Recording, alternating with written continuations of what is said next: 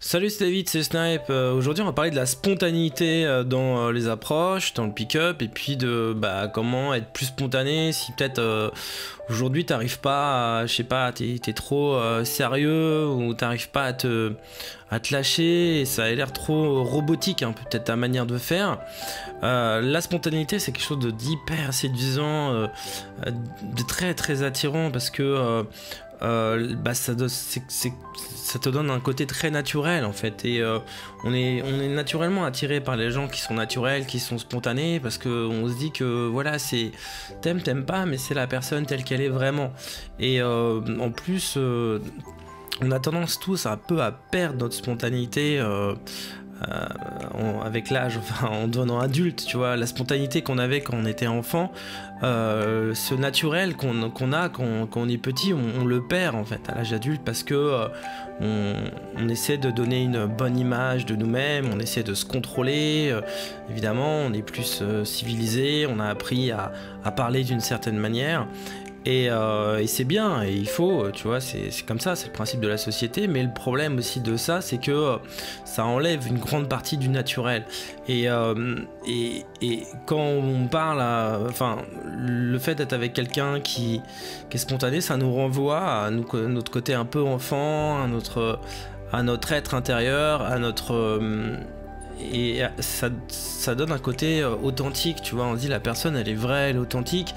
Dans un monde où beaucoup de gens, enfin la plupart des gens sont faux, fake, où il y a beaucoup de gens qui jouent des rôles, on porte un peu tous des masques, tu vois, où on a tous tendance à jouer un rôle. Le fait d'être authentique, d'être vrai, de se montrer tel qu'on est, c'est immensément séduisant, c'est très attirant.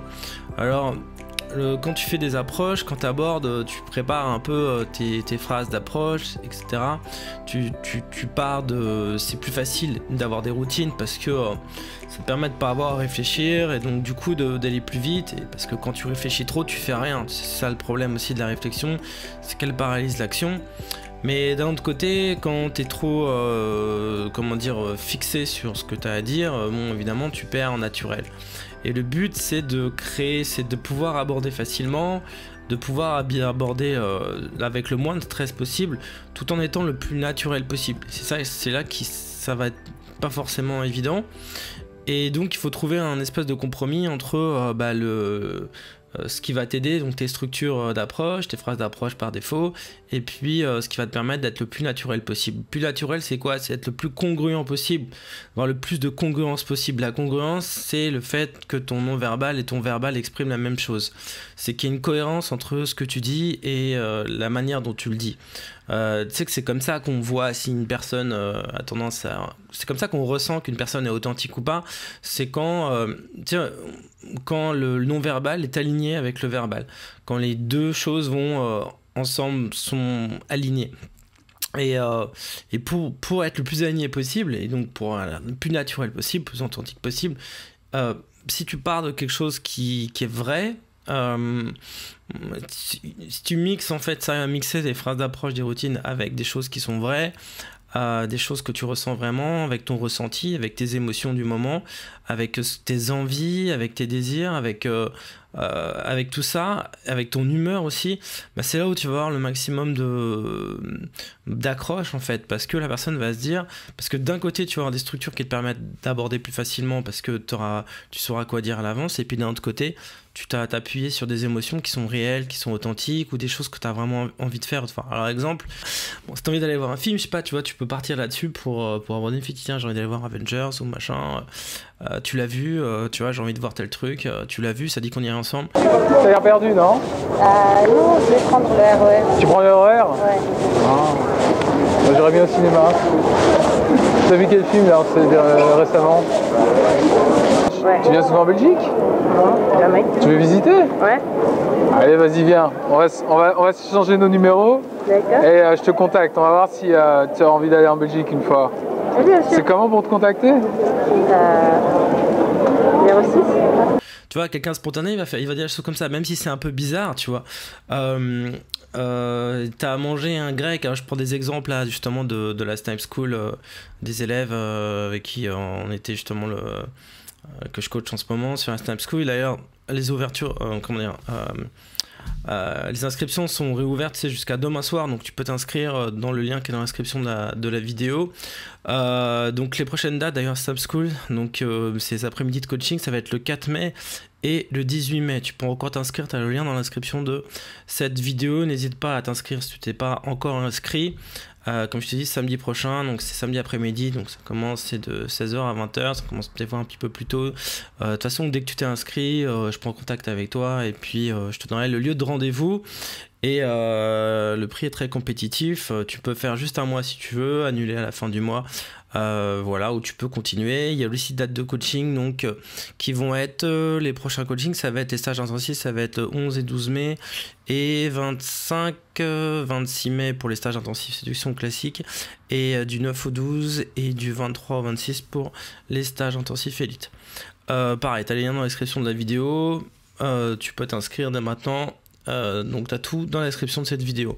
Donc je te parlais de la spontanéité et du fait le maximum d'accroche que tu vas avoir, ça va être quand tu as les deux en fait. Quand à la fois tu as les structures qui te permettent d'être plus à l'aise, donc d'être plus cool, d'être pas stressé, du coup d'être hyper naturel, et puis en même temps de jouer. Donc je te prends l'exemple d'un élève que j'ai vu de la Snap School là, récemment.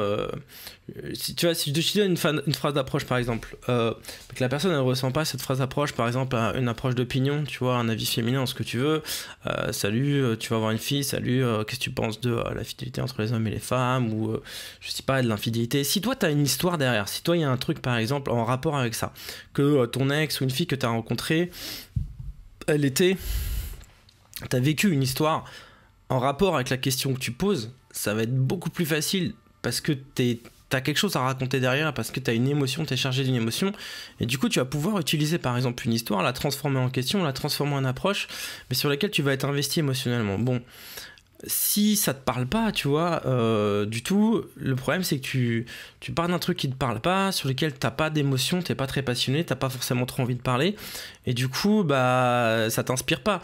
Et les approches, en fait, il faut que quand tu parles à une fille, tu sois inspiré, tu vois, à la fois par la fille à qui tu parles. C'est vrai que si la fille te plaît moyen, ou si c'est une fille qui te plaît beaucoup, va t'inspirer beaucoup plus, t'auras peut-être plus de choses à lui raconter, et puis aussi ce que tu vas lui dire, les sujets que tu vas utiliser.